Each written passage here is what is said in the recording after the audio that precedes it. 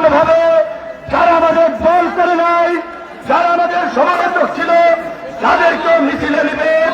এবং আজকে এই গলাচিপার বিএনপির নেতৃবৃন্দকে সাক্ষী রেখে ওয়াদা করে বলতে চাই, হাসান মামুন ভাই যদি এখনো আমাদের ট্রাকে উঠে তার পথে আমরা ফিরিয়ে আনার ব্যবস্থা করব, তাকে নিয়ে আমরা কাজ করব।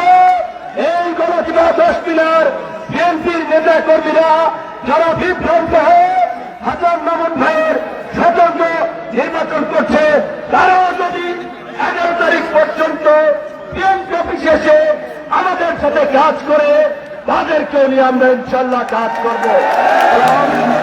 আওয়ামী লীগের ভাই বোনদেরকে এই কথাটি বলতে চেয়েছিলাম, একমাত্র বিভিন্ন এখান থেকে নির্বাচন করবে, এই জন্যই আপনারা কিছুটা নিরাপদ ছিলেন।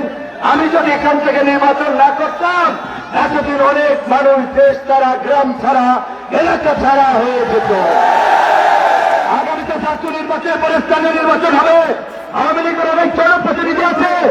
আজকে যদি কোনোভাবে স্বতন্ত্র প্রার্থী কোনোভাবে যদি হইয়া যায়, ইউনিয়ন পরিষদের মেম্বার চৌকিদার থেকে সব তার লোক বানাইবে, আওয়ামী লীগ একটাও কিন্তু এলাকায় থাকতে পারবে না।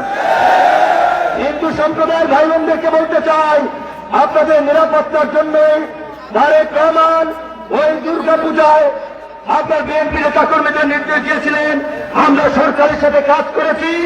আমরা একটি জাতীয় রাজনৈতিক দলের প্রধান জাতীয় পর্যায় থেকে রাজনীতি করি।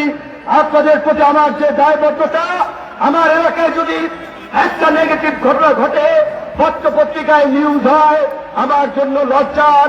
তাই আমি বিশেষ করে হিন্দু সম্প্রদায়, আওয়ামী লীগের নেতা কর্মী সহ এই জনপদের সাধারণ মানুষের উদ্দেশ্যে একটি কথাই বলতে চাই, বাবারা, ভাইরা, বোনেরা, আপনারা যদি আজকে সিদ্ধান্ত নিতে ভুল করেন, এই জনপদের দুর্ভোগী হয়ে যাবে, তখন হয়তো আমার আপনাদের জন্য কিছু করার থাকবে না।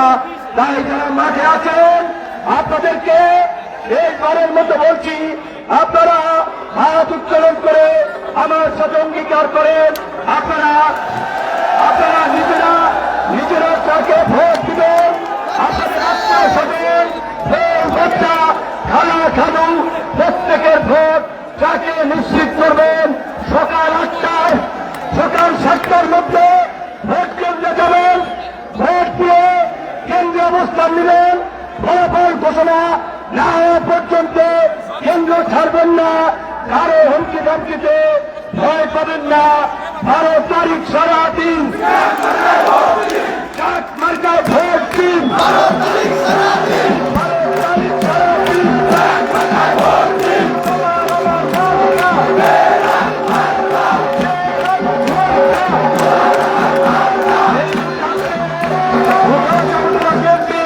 সম্মানিত সভাপতি, আপনাদেরকে ধন্যবাদ দিয়ে শেষ করবে এবং একটি সংক্ষিপ্ত মিছিল করতে চান।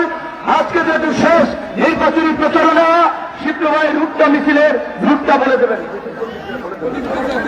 আমরা মিছিলটি হাফে স্কুল হয়ে, সাধারণ হয়ে, প্রেসিডেন্ট হয়ে, অফিসের সামনে থেকে ইউনিয়ন অফিস হয়ে, চৌরাস্তা হয়ে আবার এই মাঠে শেষ করবো।